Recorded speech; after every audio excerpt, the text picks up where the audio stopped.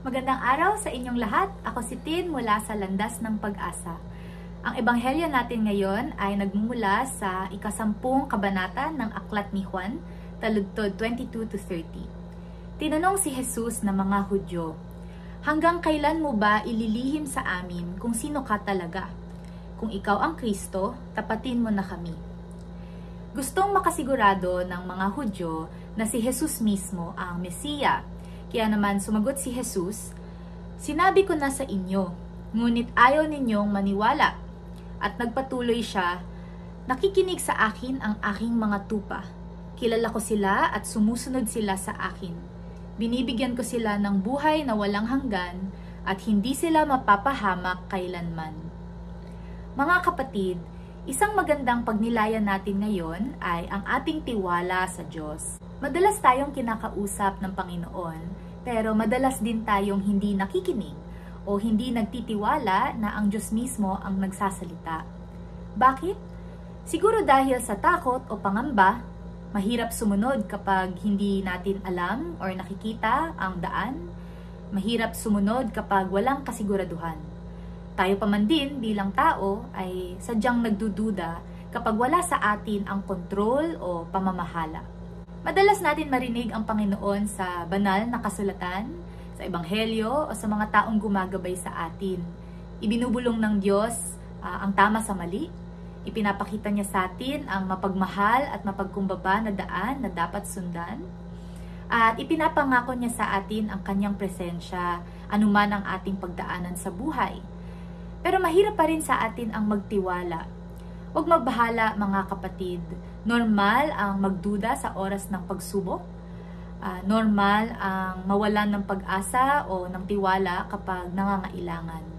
Pero mga kapatid, ang solusyon sa pangamba at kakulangan ng tiwala ay ito. Kilalanin at alamin kung sino ba talaga ang binibigyan natin ng tiwala. Kilalanin kung sinong ang siyang may kapangyarihan at kontrol sa ating buhay. Dahil hindi sapat na sarili lang natin ang pagkakatiwalaan. Limitado ang ating kaalaman at ang ating nakikita sa ating buhay. Hindi rin sapat na pagkatiwalaan ang ibang tao dahil sila'y tao din. At limitado lang din ang kanilang alam at kakayahan.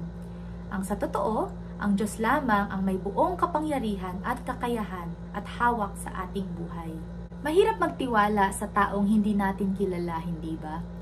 Pero kapag matagal na nating kilala, kapag malalim na ang ating relasyon sa isang tao, mas madali nang magtiwala.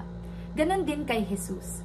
Kapag tayo ay bukas na palalimin pa at kilalanin pa siya, mas magiging madali sa atin ang magtiwala at isuko ang ating buhay sa Kanya. Isipin niyo rin ang tiwala ng isang anak sa kanyang magulang. Ganon din kay Jesus. Sinasabi niya na siya ang mabuting pastol, na labis ang pagmamahal at pag-aalaga sa atin. Hindi niya tayo pababayaan, ano pang mangyari sa atin. Kaya kapag tayo ay bukas na maging parang bata, na maging parang tupa sa harap ni Jesus, mas magiging madali ang magtiwala sa Kanya. Unawaan natin sa ating mga puso na lahat ng ibinibigay sa atin ng Diyos, pagsubok man o biyaya, ay mabuti at para sa ikabubuti natin. Dahil mabuti ang Diyos. Ang Diyos ay pag-ibig. Ang Diyos ang nakakaalam ng kung ano ang kailangan natin at kung ano talaga ang magpapasaya sa ating mga puso. Kung tutuusin, mas alam niya kaysa sa atin dahil siya ang ating manlilikha, hindi ba?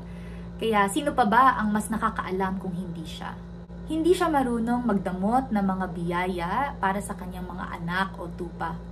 Kaya mga kaibigan, kung ganito ang ating Diyos, bakit pa tayo mag-aalinlangan na ibigay ang ating buong buhay sa Kanya? Bakit pa tayo magdududa na malalagpasan natin ang anumang trahedya o anumang pagsubok na maranasan natin sa ating buhay? Magandang pagnilayan ngayong araw na tayo ang Kanyang tupa. Madalas mangamba ang mga tupa, madalas mawala sa landas at magkamali. Pero lagi nilang kasama ang mabuting pastol. Ang pastol mismo ang nagpapakain, nag-aalaga at gumagabay sa mga tupa para hindi sila mapahamak. Ganyan din ang relasyon natin kay Jesucristo. Mga kaibigan, ito ang mabuting balita. Saan man tayo magpunta, ano man ang ating gawin o maranasan sa ating buhay, nasa piling natin ang mabuting pastol. Kaya huwag mabahala at mangamba, magtiwala lamang sa Kanya at magtiwala na mahal niya tayo at aalagaan niya tayo ano pa man yan. At sa huli, magiging okay ang lahat. Ang sabi nga sa Salmo 23, tiyak na ang pag-ibig at kabutihan nyo ay mapapasa akin habang ako'y nabubuhay at titira ako sa bahay nyo, Panginoon, magpakailanman. Kung kayo ay nabiyayaan sa pagninilay natin ngayon, i-like at i-follow po ang Landas ng Pag-asa at ibahagi sa inyong mga kaibigan at pamilya. Maraming salamat po at God bless po sa inyong lahat.